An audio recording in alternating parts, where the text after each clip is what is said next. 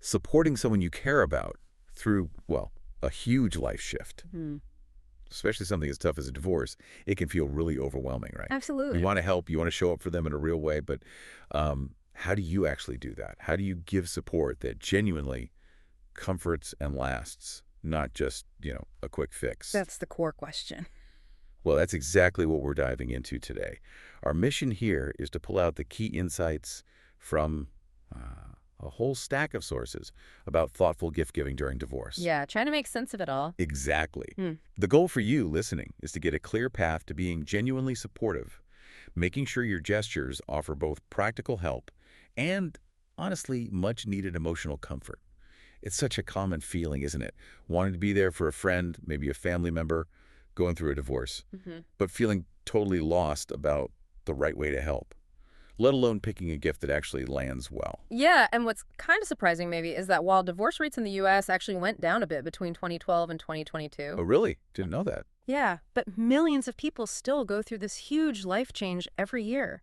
And our research, looking at the American Psychological Association, it really highlights something powerful. Well, Gift giving during tough times isn't just like a polite thing to do. It actually offers real psychological benefits. It helps people feel supported, feel valued, right when they might be feeling incredibly vulnerable. wow. That point about psychological benefits, Yeah, that really changes how you think about it, doesn't it? it does. It's not trivial. And speaking of changes, Right. something that seems to be picking up steam in 2024 is this idea of divorce registries. Right, like fresh starts registry. Exactly. Yeah. Platforms specifically designed to help people rebuild. It feels like it shows this growing understanding that, this transition needs its own kind of support system. It absolutely does. I mean, when someone's going through divorce, they're often hit with this, well, people call it a perfect storm of challenges. Right. It's not just the legal stuff. There's this huge emotional weight, feeling like you've lost your identity. That's super common. Yeah, I can imagine. And then you pile on the practical side, rebuilding routines from scratch, often major financial stress. It's everything changing at once. There's actually this really thoughtful video out there about the unexpected gifts, I guess you could say, that can come out of divorce, how it can change people. So thinking about that perfect storm, it makes sense that you see these common threads when people are trying to recover, right? Definitely. There's this clear need for comfort, for practical things to replace stuff they shared. All the household basics. Yeah. And often just like small luxuries, things that remind them they're still worth taking care of. It feels like the real trick is finding that balance, Exactly. acknowledging what they're going through, showing you get it, Yeah. but not making the divorce the only thing you talk about or the only reason for the gift. That balance is so key. And if we sort of boil down the principles for choosing gifts here, it comes down to a few main things. Okay. First, always focus on their interests, their personality. Right. Not generic. No. Second, be really careful to avoid anything that might accidentally bring up painful memories of marriage. Ooh, good point. Yeah. Third, think about those practical needs they might not even say out loud, the little things they suddenly don't have. The unspoken stuff. Exactly. Fourth, maybe lean into experiences, things that encourage self-discovery. Huh? Interesting. And maybe most important, choose gifts that really push self-care and emotional wellness. Okay, those are super helpful guidelines. Mhm. So if we put that all together, what does this actually look like? What makes a gift really connect and make a difference? Well, think about it during huge life changes like divorce, self-care. It's usually the first thing out the window. Totally. Survival mode? Exactly. People are just swamped with legal stuff, paperwork, just processing everything emotionally. Their own well-being gets pushed aside. Makes sense. And that's exactly why self-care gifts can be so powerful. They're not just giving an item, they're giving an invitation. Oh, I like that. An invitation to take a small, manageable moment for themselves.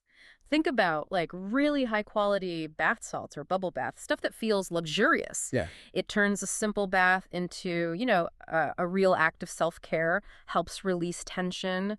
Or things like weighted blankets, aromatherapy sets with, say, lavender for anxiety or sleep. Right, things that actively help soothe. Exactly. The point is, these gifts aren't just about feeling cozy. They're about helping someone grab back little moments of peace when they really, really need it. That's a great way to put it, reclaiming peace. Yeah. And, beyond the emotional side, there's that huge practical piece that maybe we don't talk about enough. Hmm. That gap left by all the shared stuff. I mean, everything from like a decent spatula to bath towels, things you just don't think about until suddenly you need to buy them all again, often from zero. You've really hit on a huge practical need there, and that's why those gifts for new beginnings can be so helpful. Practical items aren't just about function, they're symbols. They symbolize setting up your own space again, getting back those simple daily comforts that maybe got lost. Yeah, taking back control in a small way. Exactly, like kitchen stuff, maybe a really good gooseneck kettle, Yeah. the kind experts recommend for making perfect tea or coffee. It enables those little comforting rituals. Yeah. Or, like you said, bedding and towels, good quality ones. There's something deeply satisfying about picking out sheets that are just yours, changing the color, the pattern after maybe years of compromise. Oh, definitely. Creating your own sanctuary. It's a real tangible step. And beyond that, even a basic toolkit for little home repairs or maybe some good organizational stuff. It helps someone feel capable in their new space. And it's fascinating, isn't it, how food can be so much more than just fuel. Oh, totally. Food is definitely a love language for many. Right. It provides nourishment, sure, but also real emotional comfort. And it doesn't have to be complicated. For someone juggling divorce stress, the right food gift can be a lifesaver. How so? Well, think about maybe an artisanal cheese and charcuterie selection. Something elegant, feels special, but requires zero cooking. That's huge when you're overwhelmed. Oh, yeah, absolutely. Low effort, high reward. Exactly. Or for someone who enjoys wine, maybe unique gifts that celebrate their individual tastes, like single-serving wine flights or a monthly subscription box. It feels personal. It kind of links back to that idea we saw about celebrating divorces more like new beginnings. Right, like that Vox article suggesting treating them more like weddings in some ways. Yeah, acknowledging the transition positively. Premium tea or coffee subscriptions are great, too. There's something so grounding about the ritual of making a good cup. That daily moment. And having it delivered is just one less thing to worry about. A small, consistent pleasure amidst the chaos. Gourmet soup delivery, meal kits, even a local bakery gift certificate. It all helps. I love that food idea, Mhm. especially when cooking feels impossible. And, something else that often happens after big life changes is this sudden urge to rediscover old hobbies or maybe try something totally new and creative. I've seen friends suddenly take up painting or learn an instrument. Oh, absolutely. A chance to redefine yourself. Exactly. And supporting that exploration with a gift can be really meaningful. It helps them build an identity outside of their past relationship. You're so right. Creative and hobby gifts are perfect for that. Think about consumable art supplies like a nice watercolor set or good adult coloring books and pencils. It's therapeutic, low pressure. Yeah, just something to do with your hands and mind. Exactly. Yeah. Or DIY craft kits, knitting, jewelry making, whatever fits their style. It's a positive distraction, something with a goal. And digital subscriptions, like Masterclass. Huge potential there. Oh, yeah, those are great. Learning new cooking skills, photography, meditation, endless options. And they can do it on their own time, which is key when life feels unpredictable. It's self-paced rediscovery. Which brings up a really important point. Sometimes the best gifts aren't things at all. Right. Experiences. Exactly. Experiences that create new, positive memories. That's incredibly powerful when someone is actively trying to redefine who they are and start a new chapter. Makes total sense. Like what kinds of experiences? Well, a spa day or a really good massage package, maybe one specifically focused on stress relief. Oh, that sounds amazing. It can be. Combining massage, maybe a facial, meditation, pure unwinding, or travel, even just a weekend getaway nearby, or a staycation in a nice local hotel. Just a change of scene can do wonders. Yeah, break the routine. For wine lovers, maybe a curated gift basket that includes a tasting experience or a vineyard tour celebrating their passion, or things like cooking classes, tickets to a show, maybe even joining a hiking group. It's all about creating fresh, positive moments and maybe new connections too. That focus on new memories, new experiences, it feels really hopeful. And, besides experiences, sometimes just the right book or resource can feel like a lifeline. Definitely. Wisdom for the journey. I found some great recommendations, like Nora Ephron's Heartburn. It's witty, honest about divorce, and even has recipes. A classic for a reason. Right. And for mindfulness, Jon Kabat-Zinn's Wherever You Go, There You Are. It's accessible based on his stress reduction work. Very practical. Good stuff. Then you've got Brene Brown's Rising Strong for Resilience, Glennon Doyle's Untamed for Empowerment, Even journals with prompts can be super helpful for processing. Yeah, tools for reflection. It all just reinforces why things like those divorce registries, which Fast Company wrote about, actually make a lot of sense. Mm-hmm. People need both practical and emotional support. Mm-hmm.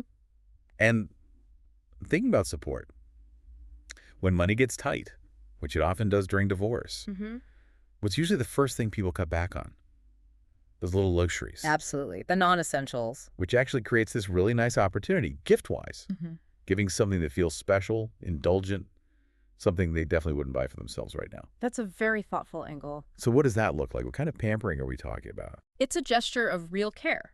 Maybe high-quality skincare products like professional-grade stuff, good ingredients. It's a little daily reminder of self-worth, can even help with stress showing on the skin. Oh, interesting. Yeah. Or back to bedding and linens, really premium ones, Egyptian cotton sheets, super plush towels, things that turn daily routines into small moments of luxury. Upgrading the everyday. Exactly. Whoa. Tech accessories can fit here too. Maybe noise-canceling headphones for some peace and quiet. Oh, essential. Or a good Bluetooth speaker for their new space. Even for someone who appreciates it, a luxury chocolate and wine pairing set. An elevated treat just for them. And if we zoom out a bit, thinking about the bigger picture of healing, Yeah. it so often happens in community, right? Not usually in isolation. That's true. Connection is key. Which is why gifts that actually foster connection and community can be incredibly meaningful. Okay, like what? Maybe group activity vouchers, passes for yoga, cooking classes, a book club, things that encourage safe, structured social interaction, maybe help meet new people with similar interests. Oh, that's a great idea. Less pressure than just going out. Exactly. Or technology that helps them connect with existing support systems, like good video calling gear if family's far away, or those digital photo frames that people can update remotely. Keeping those bonds strong. And critically, gift certificates for services that just free up their time. Ah, the gift of time. The ultimate luxury sometimes.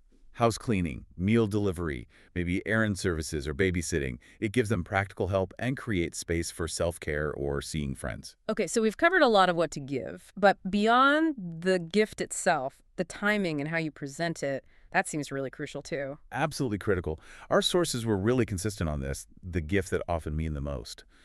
They arrive weeks, maybe even months after the initial crisis. Really? Not right away? Often not. That's when the first wave of support might have faded, but the day-to-day challenges, the emotional roller coaster, that's still very much happening. Okay. So you're showing up for the long haul. Exactly. And it's generally better to avoid giving gifts right when papers are signed, or during those really raw, volatile times. Makes sense. Too much emotion already. Yeah. Instead, think about marking positive milestones. Maybe when they move into their new place? Oh, nice. A housewarming, but different. Sort of. Or starting a new job, or when the legal stuff is finally done. Those moments represent moving forward. They're much better times for a thoughtful celebration or recognition. And how you actually give the gift matters too, right? Yeah. Especially when someone's feeling vulnerable. Hugely. Nice packaging, a heartfelt, handwritten note focusing on their strength, their future. Not dwelling on the past. Definitely not. Keep the presentation elegant, but not romantic. And think about when you deliver it, try to avoid obviously difficult days if you know them. Good point. And importantly, offer the gift without expecting a big reaction right away. Yeah, no pressure. No pressure. Give them space. Then maybe follow up with a low-key check-in later. Yeah. Keep the focus on them, not on how much they loved the gift. Okay, that's really helpful. So thinking about all these great ways to show support, it also feels really important to talk about what not to give. Oh, absolutely. Just as important as knowing what works is knowing the pitfalls to avoid.